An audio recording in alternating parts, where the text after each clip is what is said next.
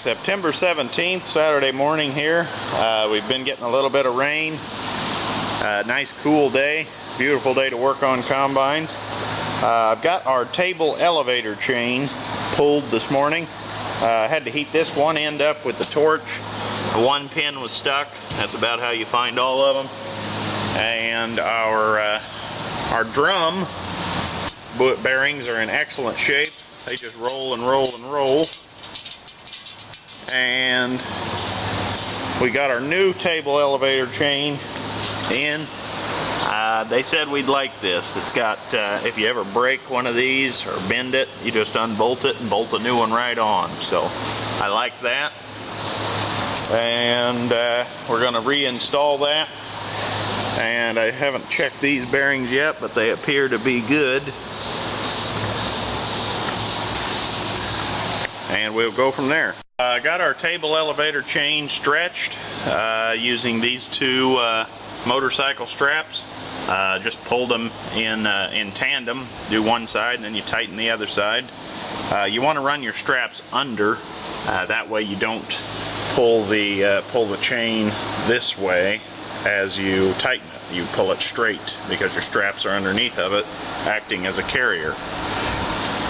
If anybody ever wanted to outsource these instead of getting them from AGCO, right here they are, drives 5339 with plain S pin, which are these right here, and that is the same style that has always been in a Massey. However, they didn't normally have this master link. They had just a single pin that went right through there.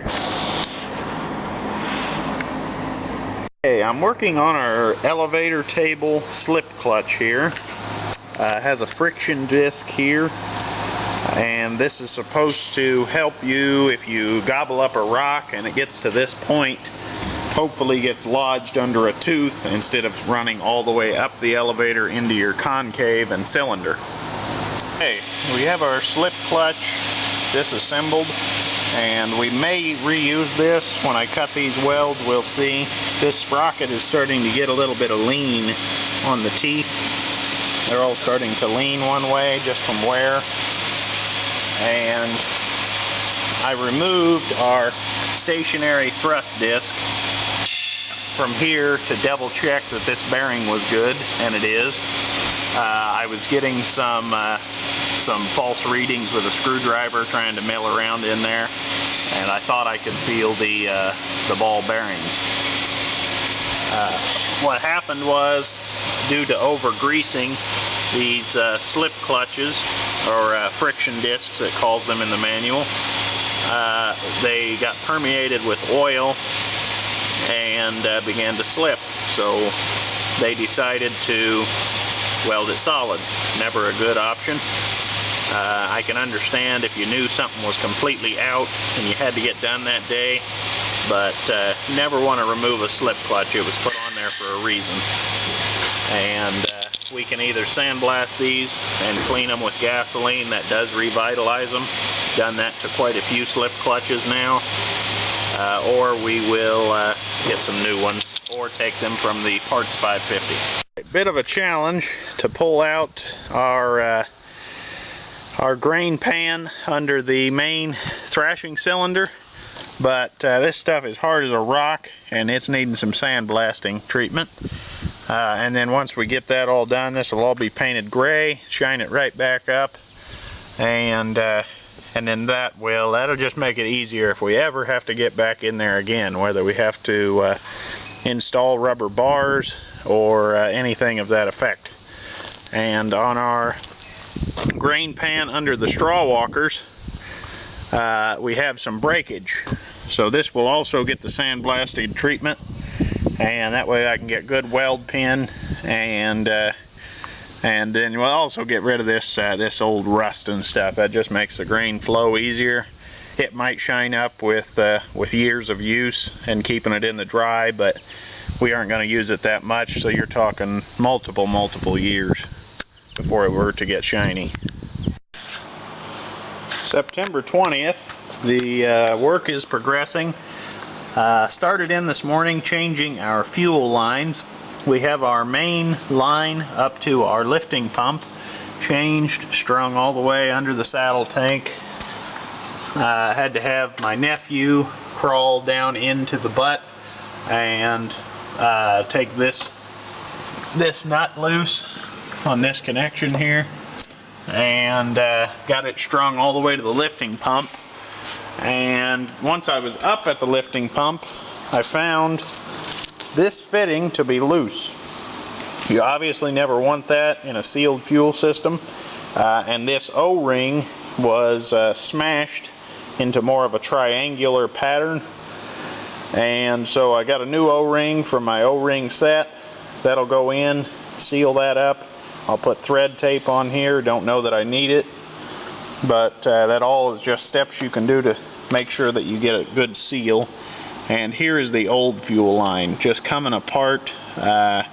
Could have ran a long time, but this is the cheapest form of maintenance you can do. I was working on changing the hydraulic oil reservoir filter, and something interesting I found, and a word of warning to anyone working on a 510, and this is probably the same all the way through your 410 and possibly up to like your 860s and different things. I'm not sure on that. The AGCO part, this is the correct number. I double checked with my dealer. This is incorrect.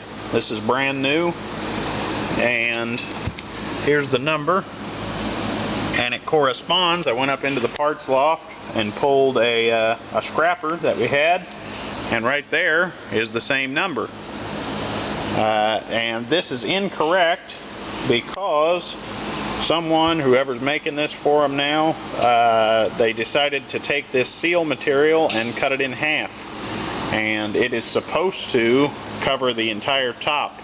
These were actually made onto the filter. I can't peel them off, and of course that's an old MF number there.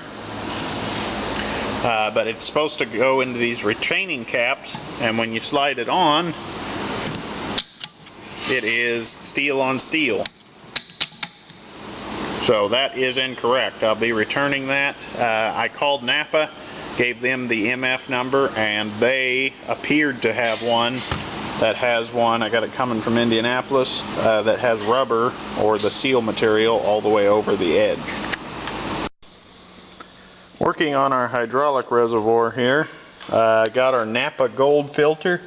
Here's the number, 1638, and it is correct. Has the seal all the way on the top and bottom, all the way to the outer edge, just like the old one. Now our retaining caps will work properly.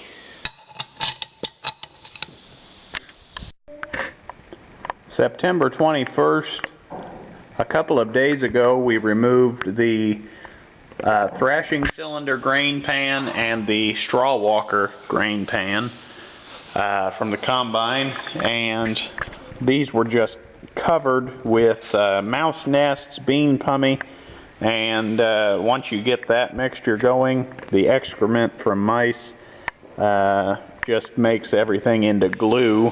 And I was trying to scrape around in there with a flat-headed screwdriver and a wire brush, and quickly decided to just pull all the pans, took them over, sandblasted the dickens out of them, and got them perfectly clean, cleaned out all of our little veins, and had them snow white, and then we slip plated everything.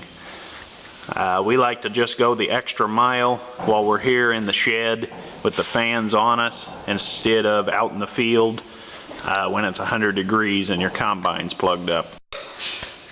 We found on the main cylinder grain pans that there was a lot of field residue that had turned into rust, and when I sandblasted them, I really got these white. I actually blew through. What I've found over the years is this high impact Loctite brand epoxy, and it's supposed to harden to like 3,500 foot-pounds, like within 5 minutes. And you just mix the two compounds together, and then it basically turns into glass. and but it's not as fragile as glass. It gets a good bond to whatever you put it to, whether it's dirty or clean, and that's what all these bubbles are on here, were blown out spots, and really turned out nice, and those will never wear through again. The back sides, this is our straw walker grain pan. We painted a nice high gloss red just to make it shine a little bit. And this is our throat chain slip clutch system here. Had it all painted up and sandblasted all these, and then had our surfaces resanded to where they're smooth and got brand new friction discs. The teeth on this do have a little bit of lean to them, but it's not something that we would have to break down the entire combine to fix. So I thought I would just paint them and rerun them this year. We can always get a new one later if we feel the need. I got my head wedged between two straw walkers here. Got our main cylinder grain pan all the way in with the help of our assistants, and working on getting these holes put back in. And when I pulled the pan out, they filled with pummy. So we're going to blow them out with an air compressor. It's going to be lovely because that's all pummy dust. It's going to be nice and itchy in here. But once again, the cheapest form of maintenance you can do. Brand new grade 8 bolt. Make sure your thread pattern is always the same, of course. But you know that one's going to spin in, or you've got a problem there. It's a beautiful day in the neighborhood, YouTube, to be working on a Massey. Yeehaw! Alright, got our thrashing cylinder grain pan reinstalled. All 8 brand new grade 8 bolts.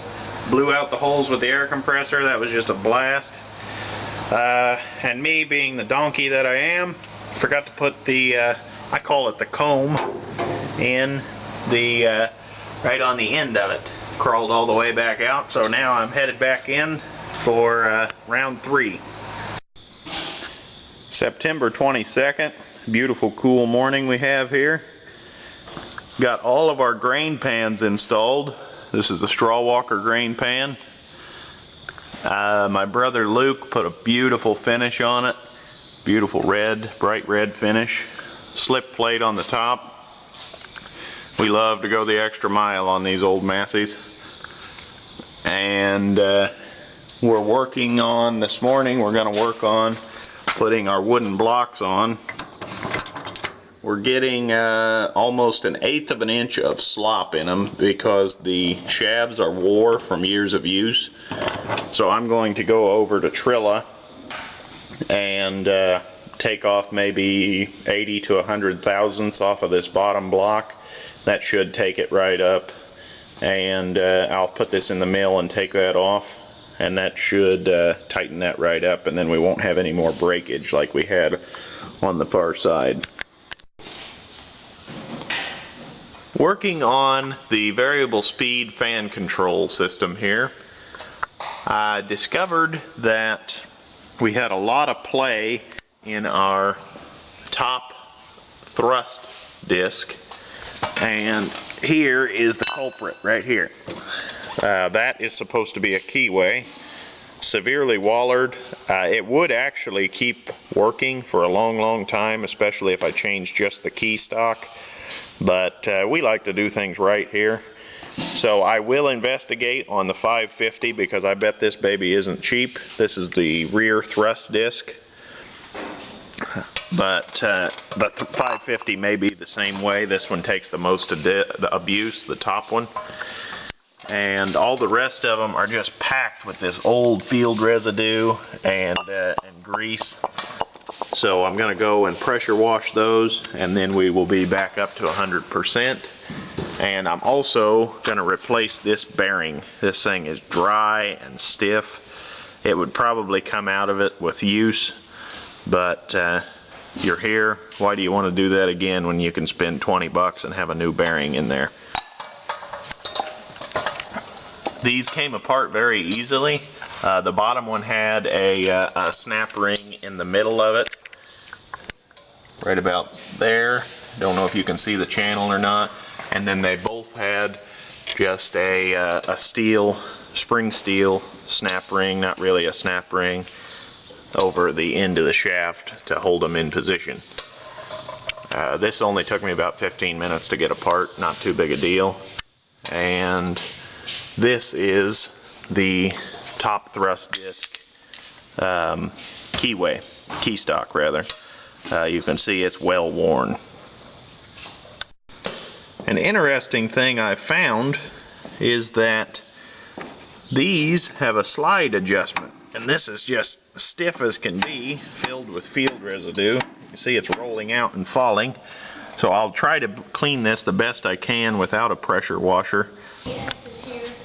There are two bearings on both sides of the thrust discs right here, and they go in to our slide adjustments right here. This one you can see a little better.